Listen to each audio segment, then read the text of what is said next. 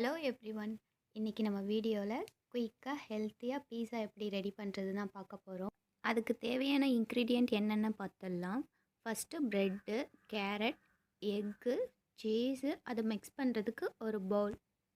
First நம்ம எடுத்து வச்சுருக்க கேரட்டை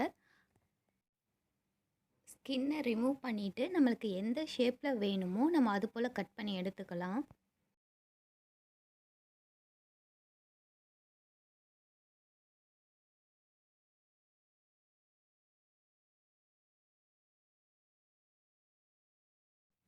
நான் ரவுண்ட் ஷேப்பில் கட் பண்ணி ரெடி பண்ண போகிறேன். ஸோ நான் ரவுண்ட் ஷேப்பில் கட் பண்ணி எடுத்துக்கிறேன். நீங்கள் எந்த ஷேப்பில் கட் பண்ணி டிசைன் பண்ணணும்னு நினைக்கிறீங்களோ அந்த ஷேப்பில் கட் பண்ணி எடுத்துக்கோங்க.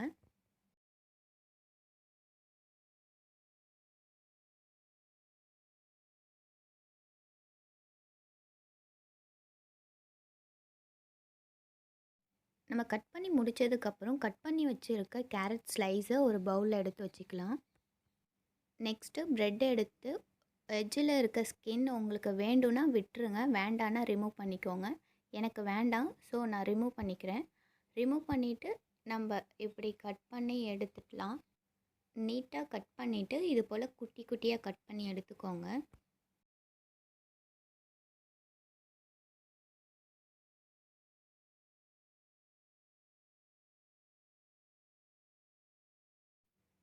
சப்போஸ் நீங்கள் ப்ரெட்டில் ஓரத்தில் இருக்க ஸ்கின் வேண்டான்னு ரிமூவ் பண்ணிங்கன்னா அதை தூக்கி போட்டுடாமல் மிக்சியில் போட்டு கிரைண்ட் பண்ணிங்கன்னா உங்களுக்கு ப்ரெட் கிராம்ஸாக கிடைக்கும். அதை ஸ்டோர் பண்ணி கூட நீங்கள் யூஸ் பண்ணிக்கலாம்.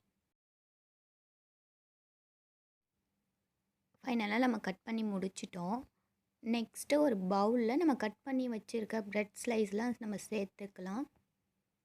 ப்ரெட்லாம் சேர்த்ததுக்கப்புறம் நம்ம எக்கு அதில் ஆட் பண்ணணும்.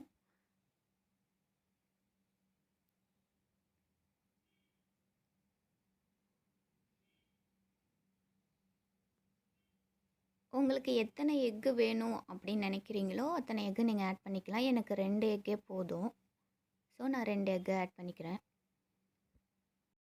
நல்லா மிக்ஸ் பண்ணிக்கோங்க எக் ஆட் பண்ணிவிட்டு.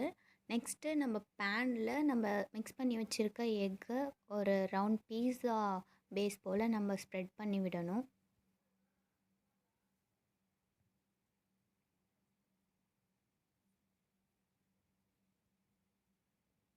நம்ம ஸ்ப்ரெட் பண்ணதுக்கப்புறம் நம்ம துருவி வச்சுருக்க சீஸை அது மேலே தூவி விடலாம். தூவி விட்டுட்டு நம்ம கட் பண்ணி வச்சுருக்க கேரட்டை அது மேலே 1 பை 1 நம்ம ரவுண்ட் ஷேப்பில் வச்சுக்கலாம்.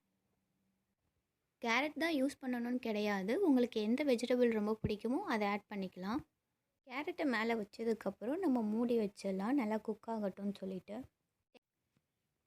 10 மினிட்ஸ் நல்லா குக் ஆனதுக்கப்புறம் பேனை ஓப்பன் பண்ணி பார்த்திங்கன்னா சீஸ் எல்லாம் மெல்ட்டாக இருக்கும். பேனில் நம்ம ரெடி பண்ண பீஸா ஒட்டாமல் இருந்துச்சுன்னா நல்லா குக் ஆகிடுச்சின்னு அர்த்தம்.